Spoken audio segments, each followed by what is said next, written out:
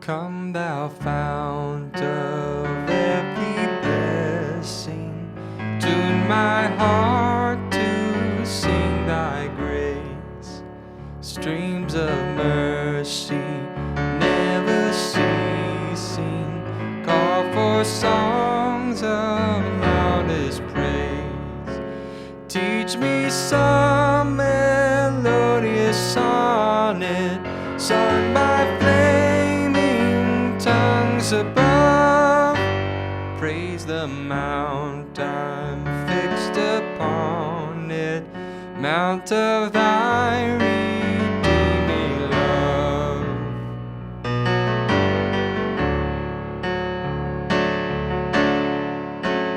What's up, Timothy?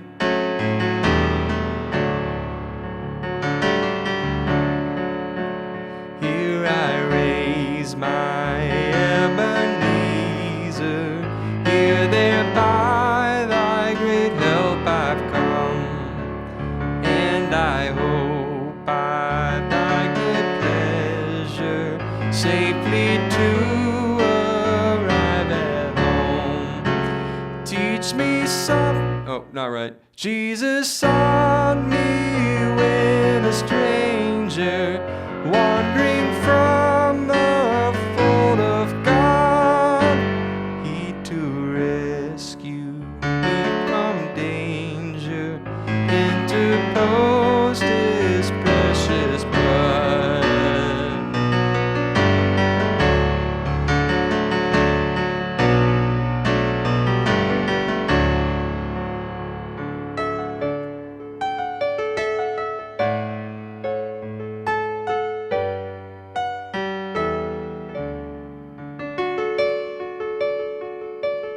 All that day when free from sinning, I shall see thy lovely face, clothing in the blood-washed linen.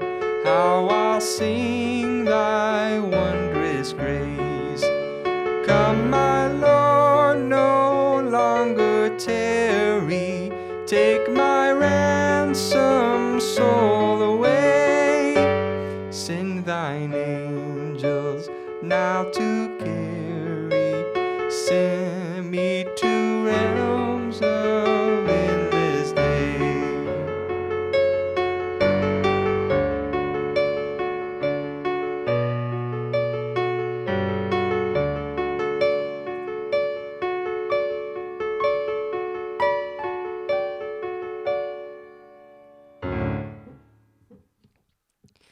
Dude, long time no speak. How you been, man?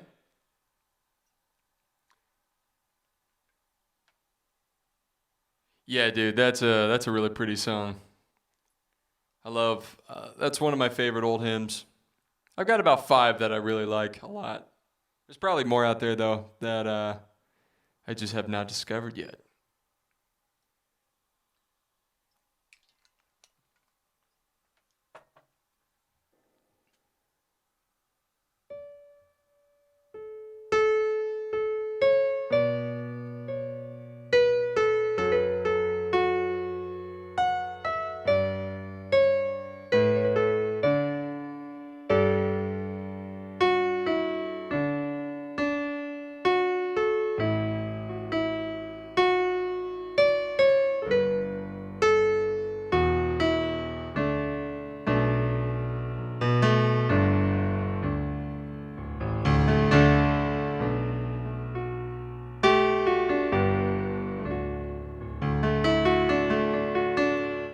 Yeah, I haven't really been able to stream much lately because for the last couple of weeks I've been working a second shift at a warehouse.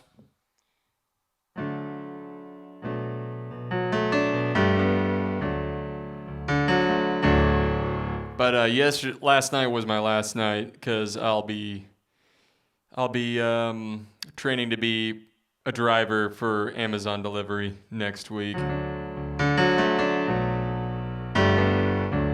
So I think that'll be better.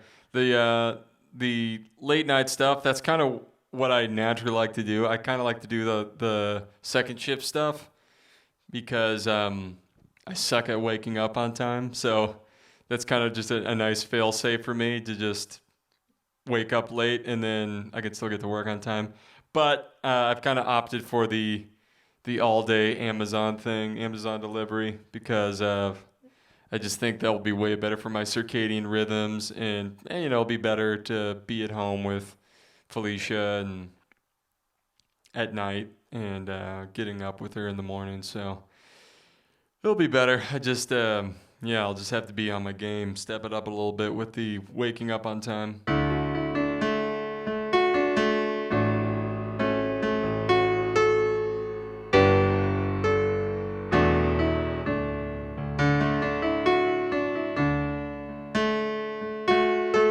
What you been up to, man? Or how have you been?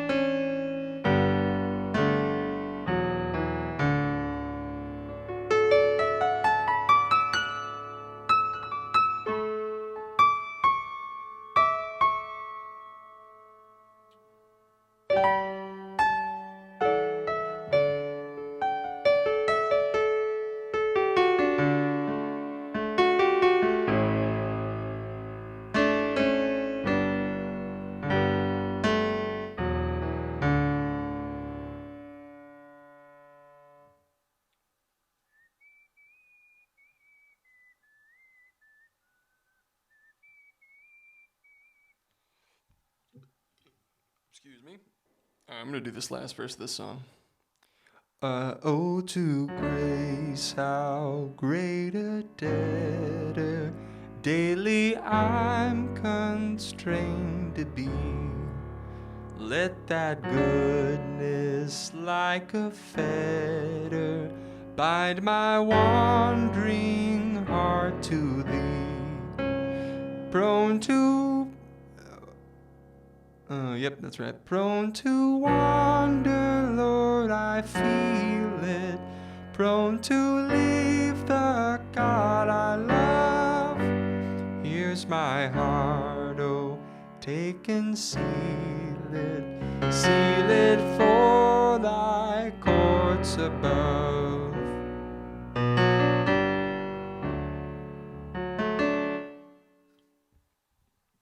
Good for you.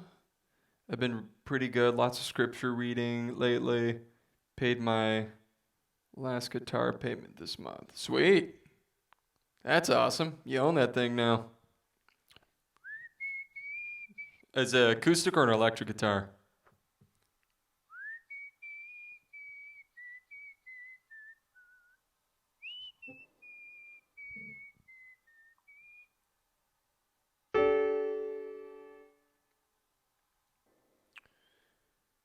"33rd birthday. Oh, great. Illuminati confirmed. Oh, I gotta charge this little guy.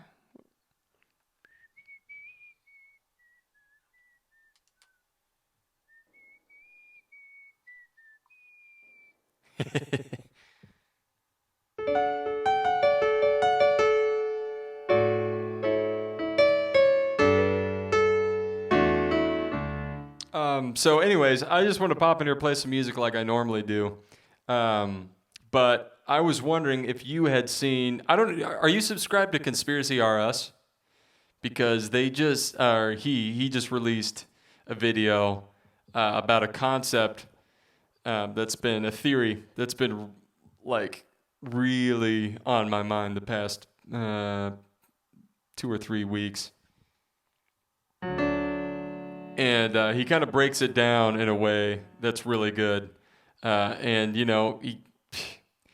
makes some good points that, as crazy as it sounds, maybe we're living after Jesus's first, what would it be called?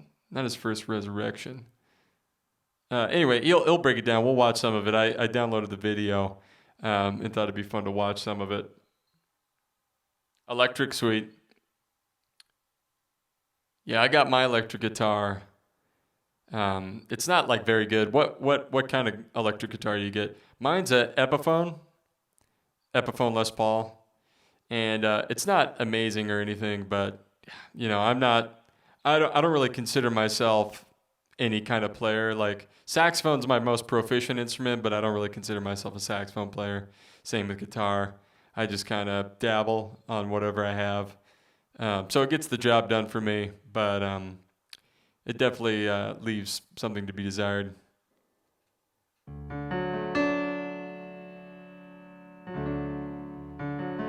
Yeah, I've been unsubscribing too. It's funny the things I was subscribed to that I'm like, I think I'm unsubscribed to Philip DeFranco recently. Like he was how I used to get my news, like in college, and even sometime after that. And then once I started watching Owen Benjamin, I was like, nah, this guy's kind of a pussy. He doesn't say anything. He doesn't say anything brave. So unsubscribed to him. Stopped watching him. What else did I? I think I unsubscribed to Seeker. I used to watch D News, like Discovery News, back in college.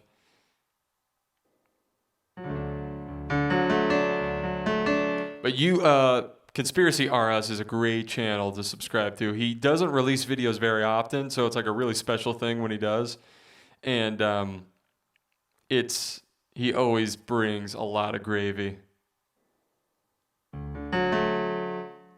So I think I linked, in this the description of this, there's a link for his latest video, but you should go on there and check out his stuff. Lichtenberg Figures is really really interesting. I think it's called Lichtenberg, but that's like the shape of lightning and how it can be, or electromagnetism, I guess, how you can identify it in a whole bunch of different scales across the earth. From, if you get struck by lightning, it will like make a shape in your arm that's like this weird, it looks like lightning, but also like trees kind of look like that naturally. And then you can, if you go way back, you could see, like he even talks about the Grand Canyon having like this Lichtenberg kind of thing to it. So very fascinating.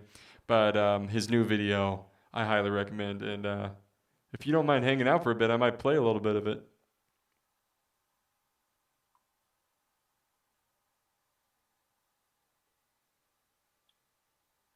Traded your Seagull acoustic in and did a payment plan for the PRS with a few upgrades. Seymour Duncan humbucker pickups.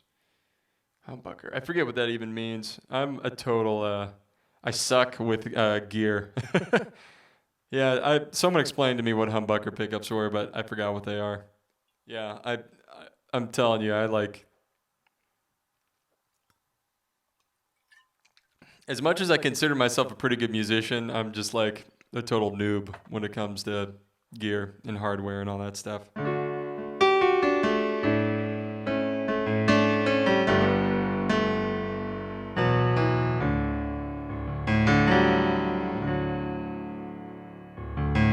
That's good. I think that's a good way to be. There's nothing more annoying to me.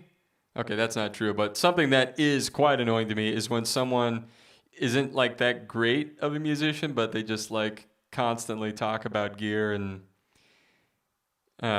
it's almost like they're overcompensating or something. You know what I mean? I'm sure you've run into those kind of people.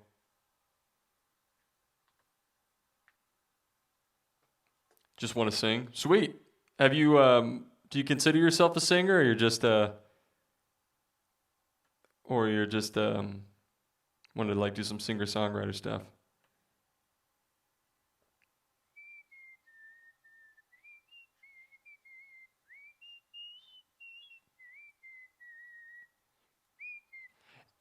If you ever can take vocal lessons with someone you trust, um, I would recommend it, because I never took. If you really want to get into singing, obviously, if you're just doing it for fun, then you don't have to worry about that. But my voice, it also depends on your voice type. Some people have an easier time singing. My voice type is like super messed up. Write songs, but I'm really best And you're best at talking gravy? Sweet. Well, that's where you got to mix the two. That's what I want to do. Well, sort of. I don't know. I really just want to write honest songs. But throwing some gravy in there, too, sometimes is nice as well. What was I saying? Oh, yeah, I don't know, if you ever want to pursue singing, I always thought that people were just kind of naturally born with a register, and that's true, but you really can expand it more than you would think if you get the technique down. And it's so interesting learning how to manipulate this instrument that's built into your body. I'm still, I'm better than I was like 3 years ago. I would like roach myself in one night singing. So I've come a long way since then, but man, it's just one of those things that you can just learn more and more your whole life. And everybody's voice is different. I mean, there's general things like your register. Obviously, you got tenors, you got baritones, you got basses, altos, and sopranos. But within each of those, there's different types. So a lyrical baritone is different than a dramatic baritone. And I think I fall into dramatic baritone, which means it's a lot harder for me to sing in my higher voice. It's I feel like the window is a little bit wider for me. And I don't know if you can see in this lighting, but I got a big old voice box, so I think that has something to do with it. Also, I got my tonsils taken out when I was a kid, so I wonder if that has had an effect on singing. I hypothesize that it has. But anyways, let's get to the gravy, if you're cool. Just give me a thumbs up if you want the gravy to begin now.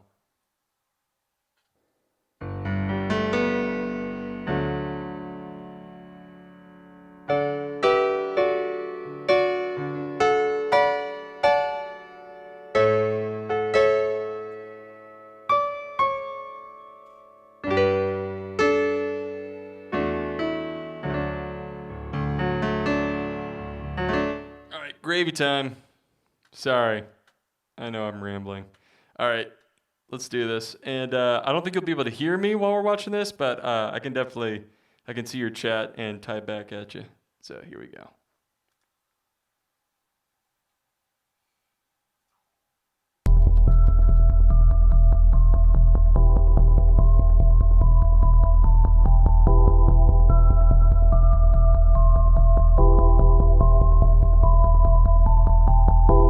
Hello everybody and welcome back for another episode. Today we're going to be talking about the millennial reign of Christ and the second resurrection. So what is the millennial kingdom and should it be understood literally?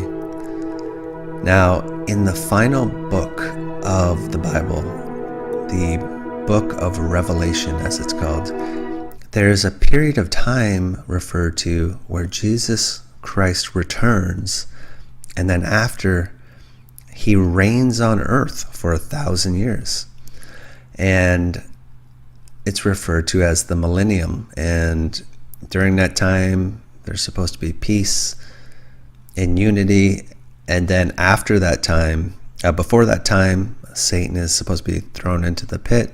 After this 1,000 years, Satan is let loose. And here's just a graphic showing some key markers. And why I find this real interesting is because there's an idea that has been put forward. And I first heard about this from a channel called FERVENT.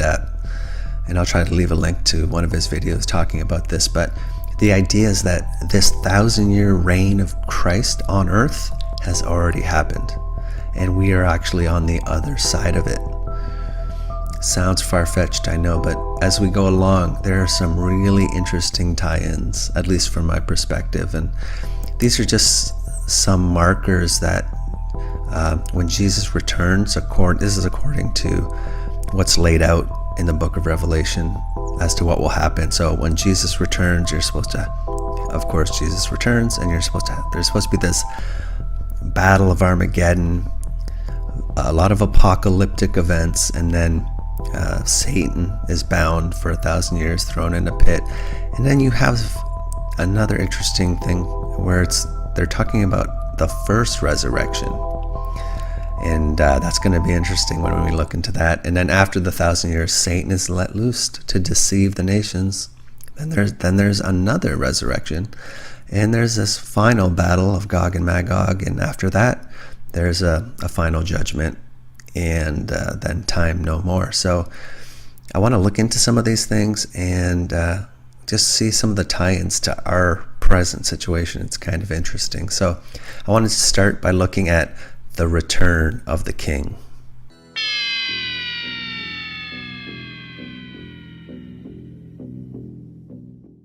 Now, the first thing I wanted to do is I just want to take a look at 3 instances where there's these references to the return of Jesus, when they expected it.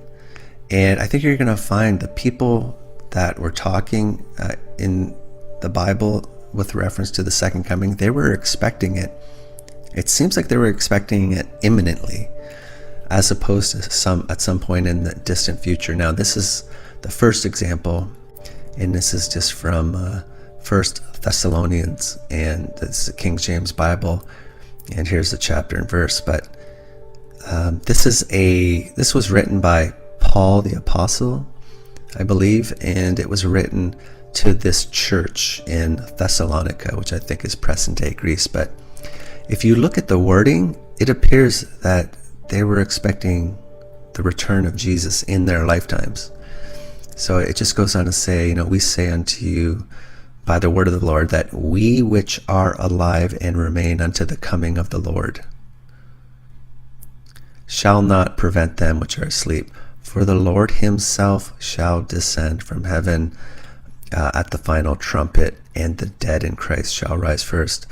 So he's saying, he's including him, he's writing to this church in Thessalonica, and he's saying, so he's including himself, we which are alive and remain, we who survive the apocalypse and remain to live to see it, we will see the coming of the Lord when he descends from heaven. So that's pretty clear language to me, but that's not the only instance.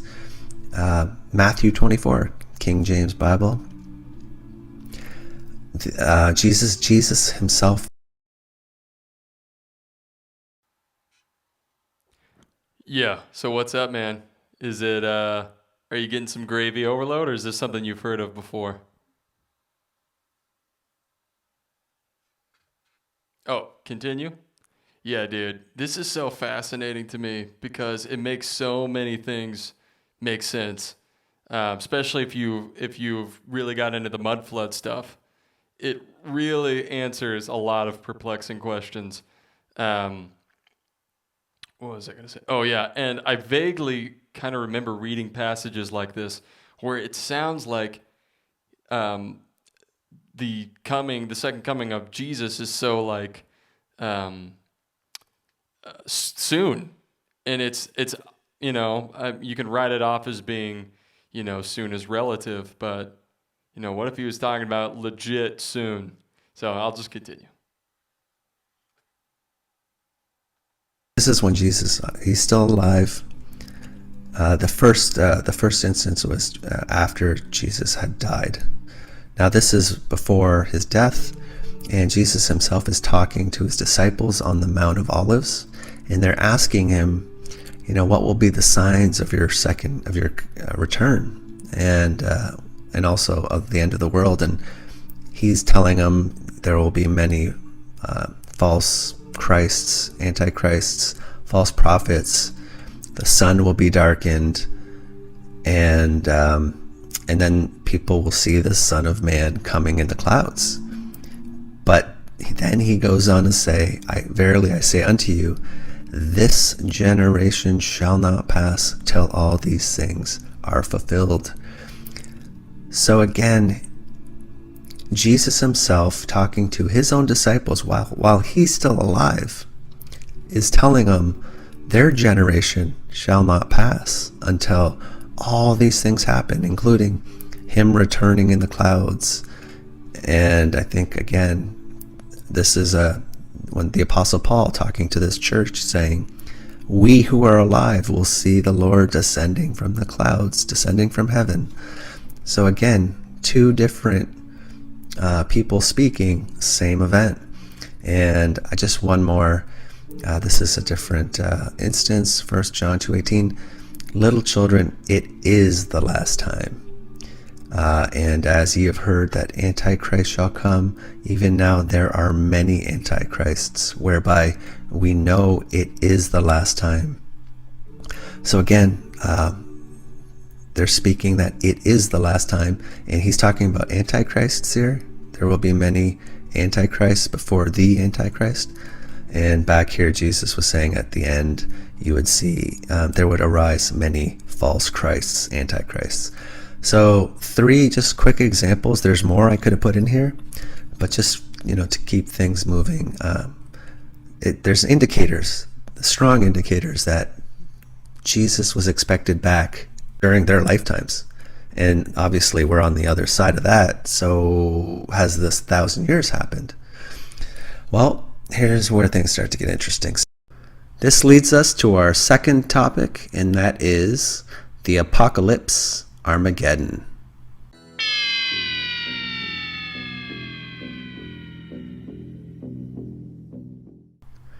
Now, when Jesus returns for his second coming, it's supposed to be a time of untold destruction, tribulation, followed by a 1,000-year period of peace. So is there anything in our history that we can look to which is a massive destruction event followed by a 1,000-year period of time? I think there is. I think it's just sort of misdescribed to us. So what would that destruction event be? Let's start with that. Well, I think we know it by this name: the fall of the Western Roman Empire. When we think of the fall of the Roman Empire, typically, or the Western Roman Empire, it's described to us as this period of time over roughly 100 years where it starts to fall apart and disintegrate, and it's sort of more of a gradual process. But what if all of this is actually a single event took out the empire that we know of as the Roman Empire? What if that all happened in a very, very condensed period of time when Jesus returned? I didn't catch that, Timothy. I think he's talking about the same thing: 1,000 years of peace or 1,000 years time period. So, are you familiar with the millennial? The millennium, excuse me, as it's described in Revelation? Because as I understand it, it's basically when Jesus comes back. There's a big battle, and then after the battle's done, Jesus reigns over the entire world, and he'll talk about it more in detail here. But yeah, I guess it would be a time of peace overall. Although there are people, I think, during this time who still are not followers of Christ. I don't know. To be honest, I don't have my mind fully wrapped around it. But yeah, I think overall it would be 1,000 years of peace. And I think that's why we have all these incredible buildings, not all of them, but a lot of these incredible buildings that we were told were built in the 1800s, that were part of all these world fairs, that are buildings that, in no way could we recreate them in their maximum splendor. That's why we have all these buildings. And a lot of people think that these buildings were designed for, they have technologies built into them that we don't fully understand today, or at least most people don't fully understand. Maybe there's a small group of people who know how these technologies work, but they're not really going to let everyone know because, free energy, we have to, that's how they, part of the way they keep us slaves is making us pay for energy. But anyways, I will continue. Which is in our past. Because what do we see with the Roman Empire? The ruins all over, pretty much all over where the Roman Empire, what we know as the Roman Empire, spread its wings. We see destruction on a massive scale with it. And we have temples, and even, I believe this is an image or photo of Rome itself. So not only are things destroyed, but they're buried, 10, 20 feet sometimes. And it's not only, this is Rome, but you have it overseas as well. Like you have it in Britannia, in Roman occupied Britain. They find like Roman baths and Roman villas. They just they'll be digging for something and they'll find a Roman bath. And there's a place called Bath, England, and they found one of these Roman baths in 1878. Now the problem that they had was that there was already buildings on top of it, so they demolished. Let's see what happened. The buildings were purchased by the city authorities and demolished. So, and the cover stories that were given for a lot of the things that are Roman that we find in Britain, typically the story here is that with regards to these Roman baths is that barbarian raids from Northern Europe and Ireland, at the same time, flooding from this river resulting from poor maintenance, meant black mud began to cover everything. So why was it all covered? Like, why was it buried?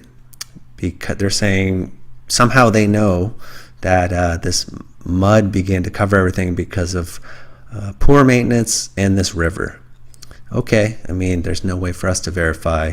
And then they're telling us the temple buildings collapsed and the roofs of the baths eventually crashed into the growing swamp. So what I would suggest is that this is BS, and this is just a cover story, and what you're seeing with this Roman bath is exactly the same event that happened with this, that happened with this, that happened with this. It's all one event, but we're given different stories depending on the location. And again, this is in Britain. They find Roman villas, and now some of the Roman villas in Britain have survived in such good condition. We have a very clear idea about how the rich lived and what their homes were like. But here's another cover story. When the Romans left Britain, and I don't think they left, everything got destroyed. When the Romans left Britain, it appears that some villas were covered with dirt to trap into them the spirits of the Romans. Sounds likely, right? So just stuff like this. So it's what I'm suggesting here is that all of this happened at once worldwide, and it's just sort of, they've expanded it, made it seem like a gradual fall of the Western Roman Empire. Then they've explained away these villas. People are just intentionally covering it with dirt. Here they're blaming this river for covering the Roman baths in Bath, England, and they've just got different stories, but it's potentially, like, I don't know obviously, but I think it's the same event. Now so this is the destruction event, right? Now, is there a 1,000-year period when Jesus returns? There's this massive destruction Gravy drop coming very soon. Just wanted to prepare you. Event, but it's followed by a 1,000-year period. Well, what happens after the fall of the Western Roman Empire? What do you know? You have a 1,000-year period of time called the Dark Ages. And dude, I freaking love it. The Dark Ages. And he's about to talk about how, this is so like the controllers. They invert everything. The Dark Ages are like the best time in human history, potentially. This is all just a theory, but very, very interesting to me. All right, continue. And isn't that just the controller way to do things? Completely potentially invert this 1,000-year reign of Christ by calling it the Dark Ages. And so roughly speaking, the Dark Ages correspond to the Middle Ages. I think most of the history we have here is fake anyway, but I am aware that a lot of the timeline has been manipulated. A lot of years have probably been added. And I know we switched to the Gregorian calendar, I think in the late 1500s. And you also had this phenomena where for a while prior to like 1800, they were putting an I or a J in front of a date, and that I would represent Jesus or Jesus, or the J would represent Jesus. So it would be, the date would be like how much time had passed since the death of Jesus. So what I wanted to point out here is this desk is it's referred to as the king's desk. And this desk is in the Palace of Versailles, and it was made, we're told, for King Louis I believe this one was made for King Louis XV in 1769. Now, the person who made this desk, he put his inscription in there, and his name was Jean-Henri Riesner. And when you look at the date on this, it's a J, 769. But when you look at the official history for this desk, it'll say 1769, but this is supposed to be a J. And if you look at this Jean-Henri Riesner, you look at his birth, date of birth and death, it's again 1734 to 1806.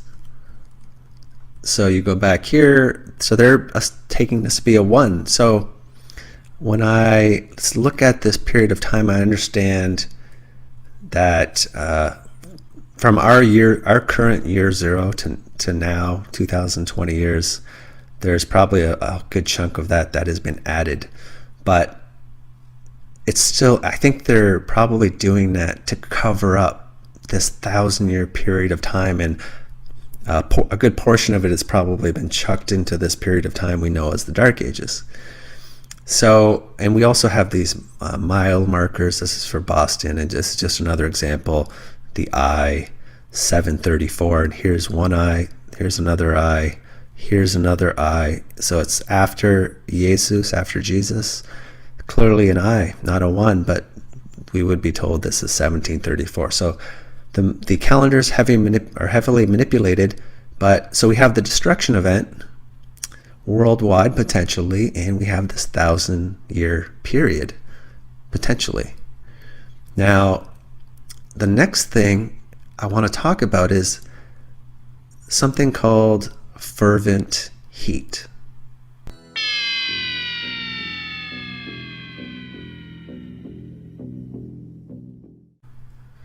So if we go back to the Bible, there are some other verses that talk about what's going to happen when Jesus comes back again for the second coming.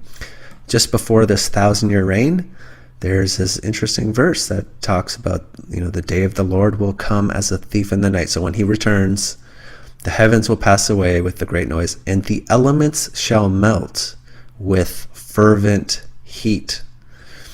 Fervent heat, things melting. Where have we seen that? Well, Turkey, right? I think this is Cappadocia, but everything appears to be melted.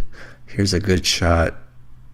It's just something has happened to the rock, and people felt the need to hide potentially in these structures. And I believe this is from Turkey as well. And I have got one here this is from Petra. Dude, this one kills me. Just look at that. It's like, are we expected to believe that they carved this into the mountain? No freaking way. Like, there was a cataclysmic thing that happened to this. I don't know. Fascinating. But anyways, continuing. And you could just see this area here. Looks like entrances have been covered up, but something happened, and it's curious. The Bible talks about this fervent heat, which is going to cause some significant damage. The elements shall melt with fervent heat. So that's an interesting tie-in. Now, this is where, for me, as crazy as this is going to sound, and it is, and again, we're not proving anything here, but this, for me, answers so many things you have no idea. So we're going to talk about raised incorruptible.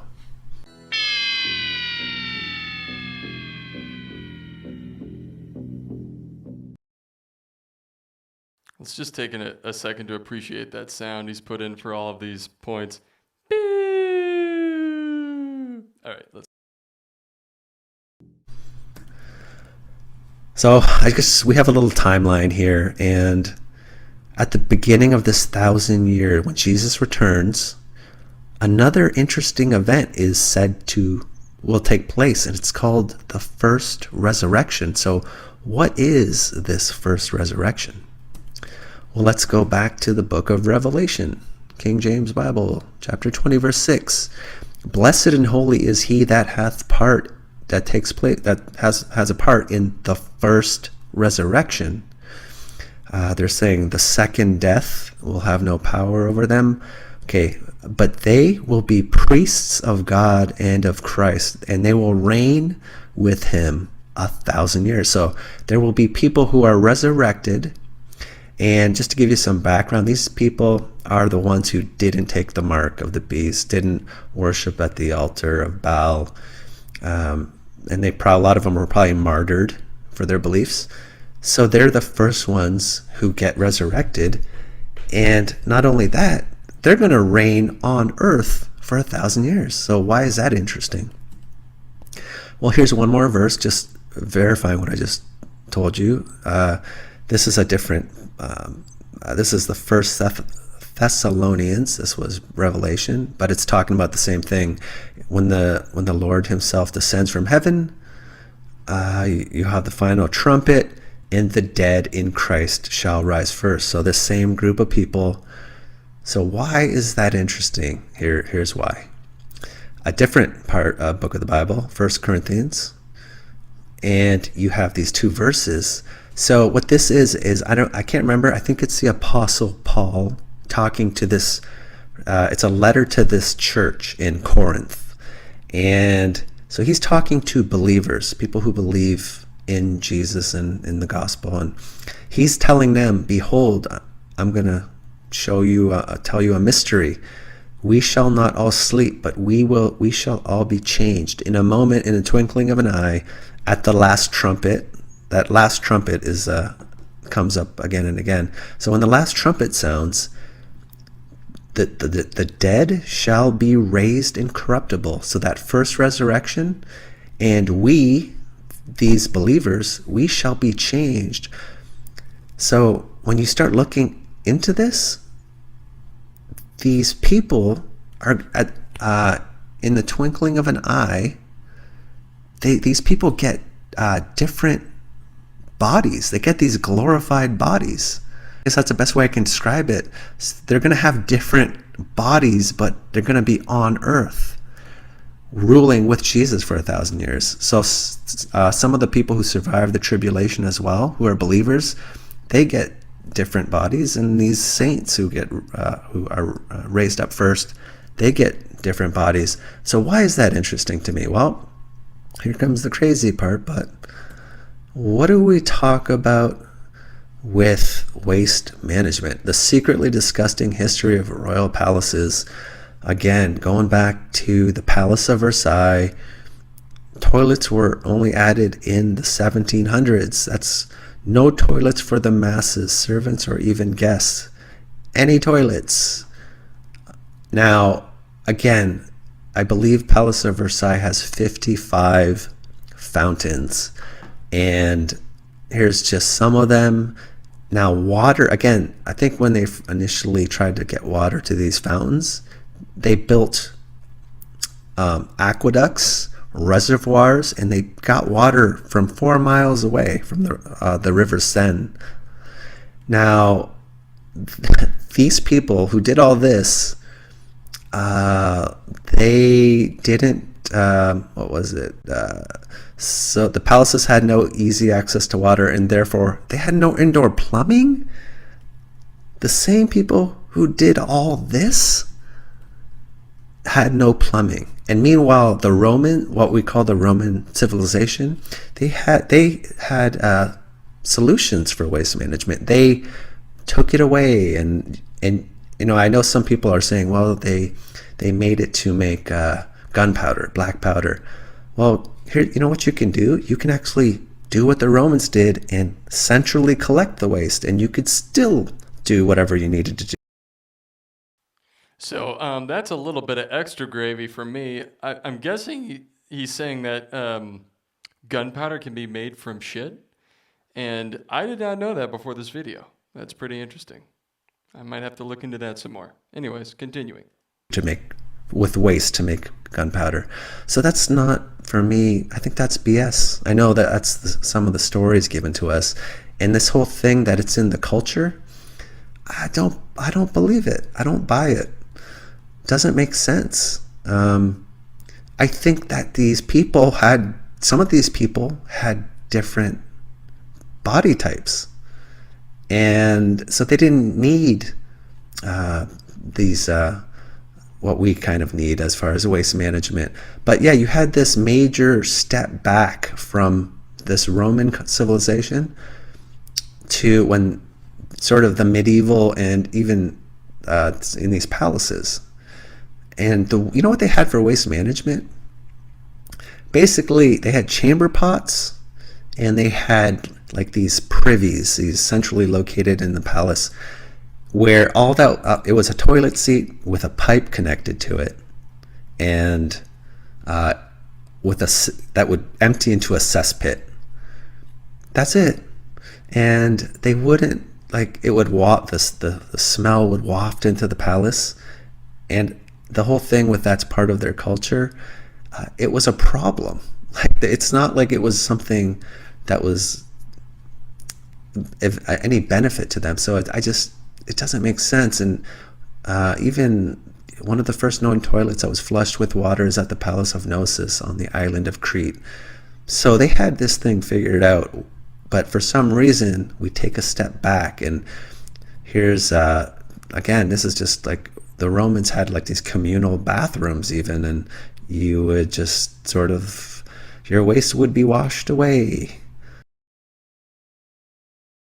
Yeah, I really, really don't think I would be able to shit in that environment. Can you imagine just like 7 people in here simultaneously pooping next to each other? Anyways, I will continue. I don't know if you guys have, if you guys would thrive in that environment, let me know, but that'd be I would expect that I'd be constipated quite a bit. Here we go. But they knew at least to do this, but for some reason, everything steps back. And what else do you find in the medieval time frame? We have these castles, thousands of these castles. What don't they have? Running water, flowing water, plumbing, none of it. So the most elite castles were the people with the most elite, and some of these palaces, no waste management, no running water. What is going on? Well, I think the answer, as crazy as it sounds, might be people with these glorified bodies. And all they had, the castles for waste management, I think there are these holes on the outskirts of the castle, and their waste would flow into the moats around the castle. I think these were added after the fact, but yeah, not great as far as waste management goes. So I just find that fast. I know it's a stretch, but it makes so much sense for me. All right, guys, I'm going to stop it there for now. There's about 10 minutes left in the video. Definitely go check out the rest. But yeah, dude, that has just been like in the back of my mind for the past few weeks. I first heard about it in a John Levy video. But yeah, when I saw that Conspiracy RS did a video on it, I was just like, oh, yes. And I was working that warehouse job, 10-hour days. And because of that, I only got to watch like the first 10 minutes. And then I had to wait like a day and a half to watch the rest. And it was just like, it was actually pretty fun because usually I just get that instant gratification of watching a long video all at once. But I actually had to spread it out. So I don't know. Usually, like having a delayed gratification like that was something that I don't usually have to deal with. So it was actually not that bad. But that's fascinating. I had no the idea that gunpowder could be derived from urine. That's pretty interesting. But yeah, definitely finish the rest of that video. I don't know about the cities where you guys live, like the bigger cities around you, but I live right next to you know, a city. It's not huge or anything. It's Louisville, Kentucky, biggest city in Kentucky. But there's mud flooded buildings all over the place here. And in fact, I'm going to show you a couple. I got old pictures of Louisville. Let me see if I can pull up a couple here. No.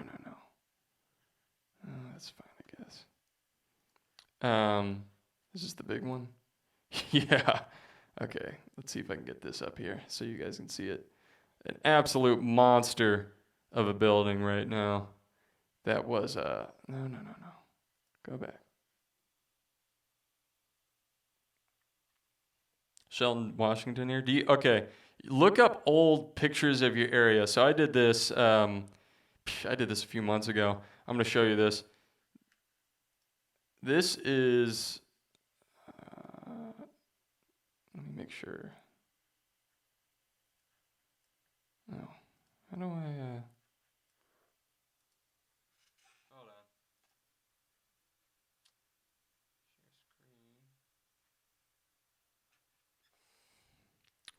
Last time I shared the wrong screen. I just want to make sure I'm going to share the right screen. Screen sharing. Here we go.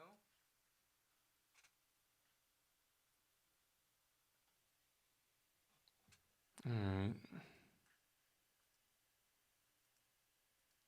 Showed it. Dang it. All right. Well, here is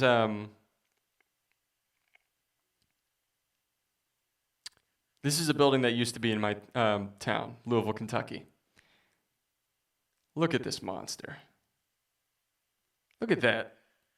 Look how tiny the people are.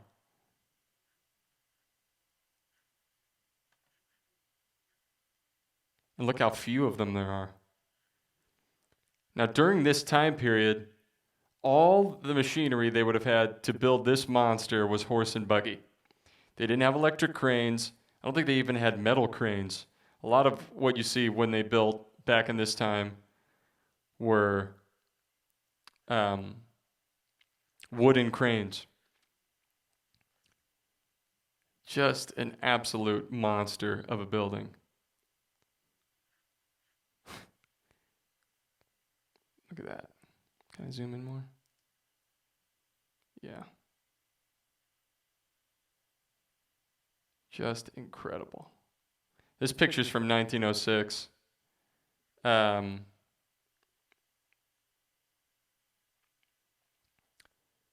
But yeah, there's building, like this is definitely the biggest of the buildings, the most spectacular in my opinion of the old buildings.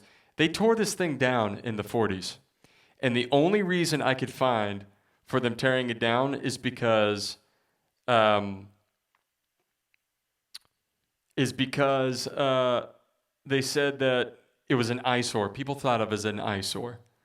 And it was collecting a lot of pigeon crap. That's the only reason I can find for why they tore this down. I call bullshit.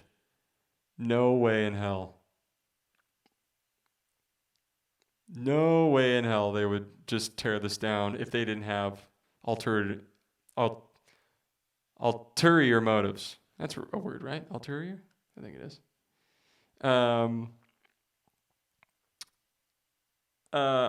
Yeah. And we also are credited with having the first. Yeah, I can definitely post the link. I thought I put it in the description, but maybe you can't see that till after I post it.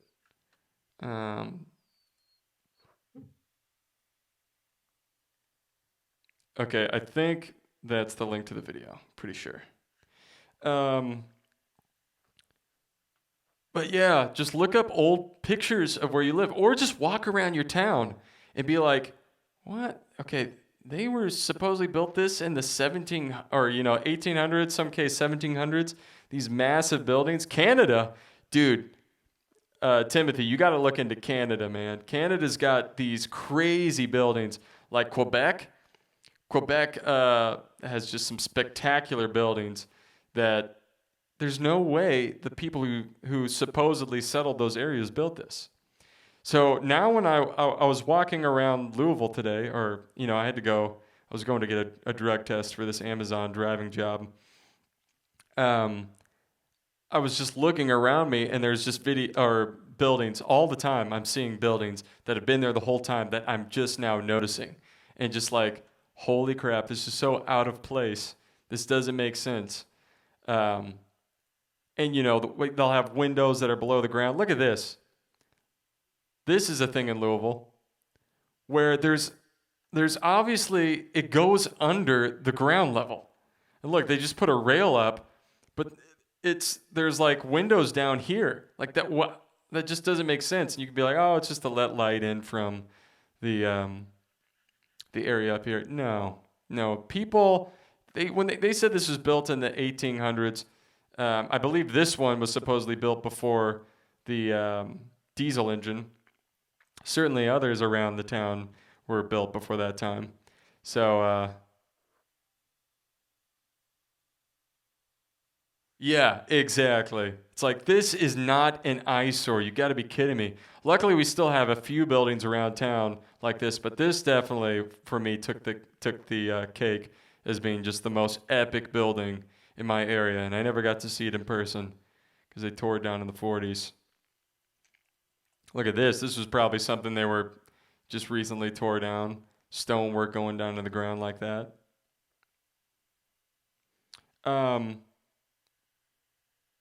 But anyways, I was just thinking today as I was looking at these buildings, wow, this could have been an area where one of these like mega Christians was ruling and just like crushing. And it's just, maybe it was, it's not, I don't know. I don't know how people were given the land or if you were just living an incredible life, maybe you got like the land that's now New York City. If you followed God, really well, maybe you got some big city like that. But and maybe like the lower tiers got someplace like Louisville, but still, I don't know.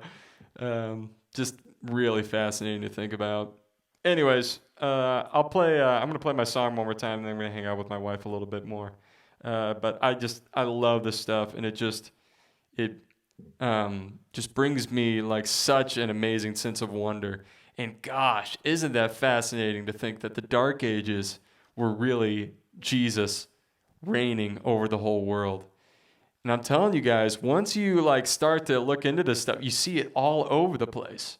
It's like, I'll be driving and, I got to make sure I keep my eyes on the road because I just keep getting distracted by all these buildings I never noticed before. Like this big dome. Like, look for domes. Domes are everywhere.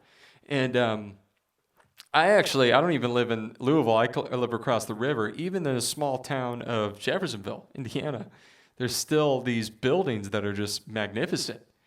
Cathedrals that are just, incredible. And I would just, if I had a time machine, if I could look back in time, I would just love to see what was going on when these buildings were built. Someday we'll be able to see that. I'm sure we'll be able to take a window into that. Yeah, just very, very interesting. And yeah, it is exciting. I'm glad you think so.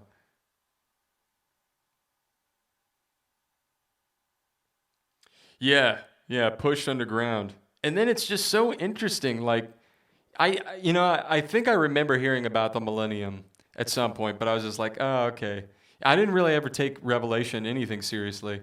And for some reason, like, I don't know, it was sort of interesting, but it never grabbed my interest. But this, it's just grabbing my interest so much. And, that doesn't mean it's true, I guess, but it feels like there's a resonance of something true here.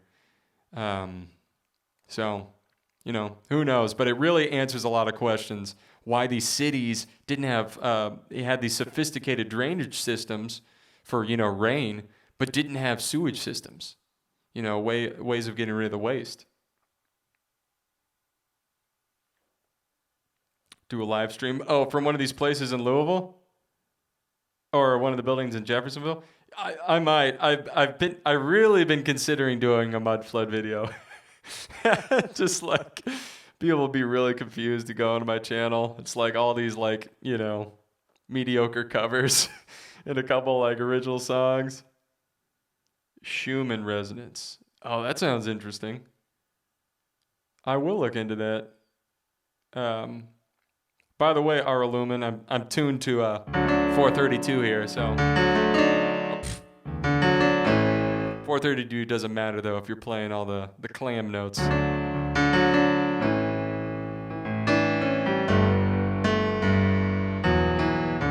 But yeah, one really interesting thing about Louisville is we're accredited with having the first water tower in the U.S., I think. I always knew excreting waste was unnatural. I want my spiritual body back again. Or I want my spiritual body back. Yeah, dude, it's very, very fascinating that there's people. I can't imagine. Did they even have buttholes? That's the kind of question that goes through my mind. Were they able to drink or eat? Maybe not. I don't know. I love to eat. So, but I'm sure I wouldn't care. Anyways, we're going all over the place, but yeah, it's very interesting. Yeah, I think Louisville, the official narrative says that we built that the water tower, I think in 1806, and it's a pillar. It's like, why would you design a water tower like that? That makes no sense. And they're like, oh, the people were into it at the time because it was aesthetically pleasing. No, it looks weird. It's just a pillar out of nowhere. So, yeah, was this pillar for something else? Was it maybe a pillar of a building that just survived and they kept it? But it's huge. It's a massive pillar. So, yeah, look it up, Louisville Water Tower. There's a ton of them in St. Louis. I think there's a few in Chicago. But, man, the Midwest, I guess technically Louisville's in the South, but the Midwest and, everywhere really just has fascinating histories to it that have been hidden from us. But anyways, I'm going to go and play this song one more time. I'll get out of here. Thanks, guys, for hanging out. This was super fun. I thought it'd be fun to just kind of watch a video and, just watch it with like-minded people. And it turned out it was fun. So I'll probably do this again sometime. But definitely go watch the rest of, Conspiracy RS's stuff. So much interesting stuff on his channel. He talks about, well, you'll figure it out. You'll go there, I'm sure.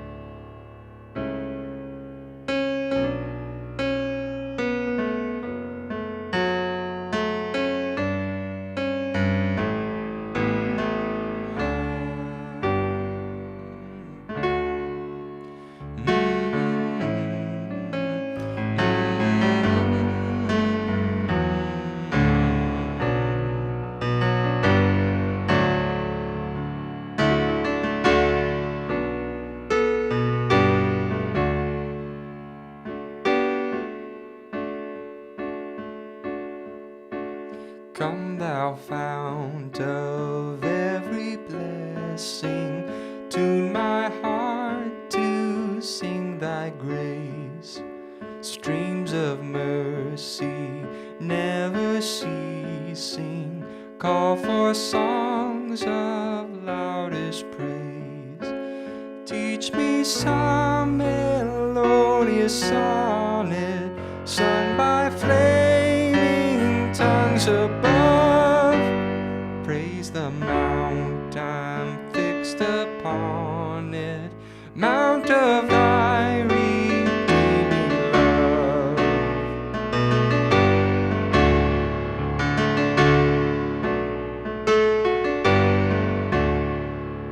Here I raise my Ebenezer, here there by thy great help I've come, and I hope by thy good pleasure safely to arrive at home. Jesus sought me when a stranger, wandering from the fold of God, he to rescue me from danger interposed his precious blood.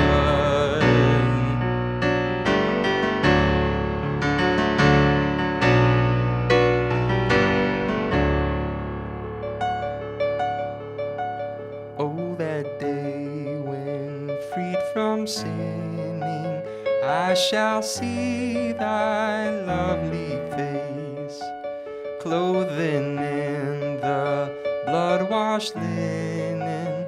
How I'll sing thy wondrous grace. Come, my Lord, no longer tarry, take my ransom soul away. Send thine angels now to carry me to realms of endless day.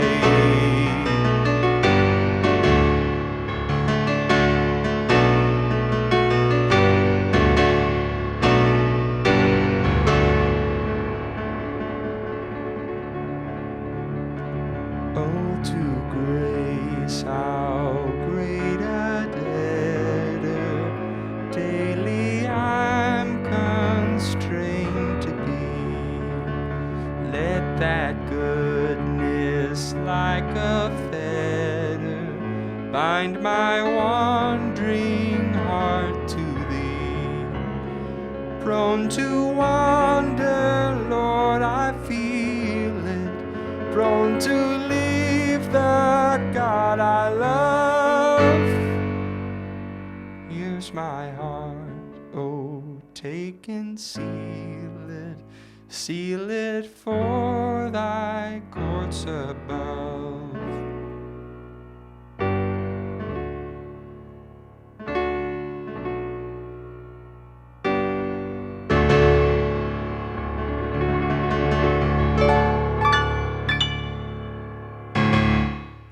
All right, thank you so much for watching. Hope you enjoyed it, and I hope you have a great rest of your day. All right, or your evening, I guess. Thank you so much. Thank you guys for watching, and yeah, always happy to ladle some gravy when I come across it. And yeah, good night, amen, and hope to speak with you guys again sometime soon. This was a lot of fun. All right, take it easy.